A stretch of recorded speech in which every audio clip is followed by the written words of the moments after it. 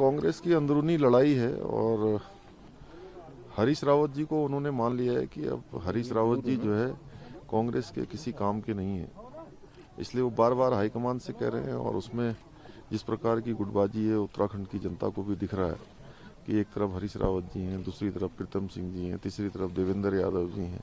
पता नहीं कितने गिरोह और कितने गुट बट रहे हैं, पता ही नहीं है कौन क्या कर रहा है वहाँ। आपने कहा कि डूबता जहाज है कांग्रेस और हाँ, निश्चित रूप से कांग्रेस देखिए डूबता हुआ जहाज है। पिछले 60 सालों में कांग्रेस ने जो देश के अंदर किया है और पिछले 7 वर्षों में जिस प्रकार से मोदी जी ने देश के उत्थान के लिए काम किया है, यहाँ की संस्कृति को आगे बढ़ाने के लिए, यहाँ के धार्मिक स्थलों को आगे बढ़ाने के लिए, देश के विकास में, गरीबों के उत्थान के लिए, आम आदमी सामान्य आदमी के लिए जो काम किया है वो कभी हो नहीं सकता था जो आज हो रहा है। उत्तराखंड के सीएम धामी का ये बयान तब आया जब हरीश रावत का ट्वीट कांग्रेस को लेकर नया बवाल खड़ा कर गया। सवाल उठने लगे कि क्या रावत कांग्रेस से खफा हैं? क्या वो पार्टी छोड़ देंगे? अगर ऐसा है तो इतने कद्दावर नेता की पार्टी से नाराजगी की वजह क्या हो सकती है? कांग्रेस के वरिष्ठ नेता हरीश रावत के ट्वीट के बाद मानो उत्तराखंड की सियासत में भूचाल आ गया है।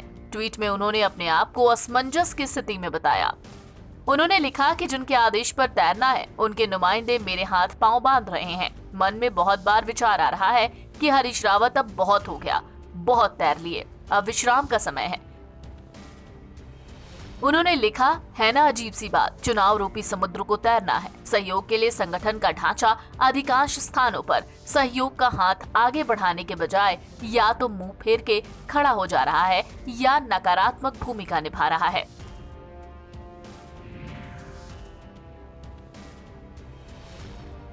लेकिन हरीश रावत का ये ट्वीट क्यों और क्या हरीश रावत वाकई नाराज हैं? अगर नाराज हैं तो इसकी कुछ वजह भी हैं। दरअसल उत्तराखंड में 2022 का चुनाव हरीश रावत का अंतिम चुनाव माना जा रहा है। ऐसे में हरीश रावत अपनी लोकप्रियता को देखते हुए अपने नाम को सीएम के तौर पर प्रोजेक्ट करवाना चाहते हैं, लेकिन ऐसा हो नहीं रहा। हरीश रावत टिकट बंटवारे में दखल भी चाह रहे हैं, वो भी नहीं हो रहा और वो अपने तरीके से टिकट बंटवारे का फॉर्मूला तय करना चाहते हैं। देवेंद्र यादव ने पूरी रणनीति अपने हाथ में ले रखी है, उससे हरीश रावत को अपनी पोजीशन खतरे में दिख रही है। हाल ही में कांग्रेस की प्रदेश स्क्रीनिंग कमेटी की बैठक हुई, जिसके अध्यक्ष अविनाश पांडे ने भी सामूहिक नेतृत्व में ही चुनाव मैदान में उतरने की बात कही थी, जो हरीश रावत को पच नहीं रहा। हालांकि इस पर कांग्रेस नेता मनीष तिवारी ने हरीश रावत पर निशाना साधा। उन्होंने ट्वीट किया, पहले असम फिर पंजाब अब उत्तराखंड, भोग पूरा ही पाउंड गए, कसर न रह जावे कोई।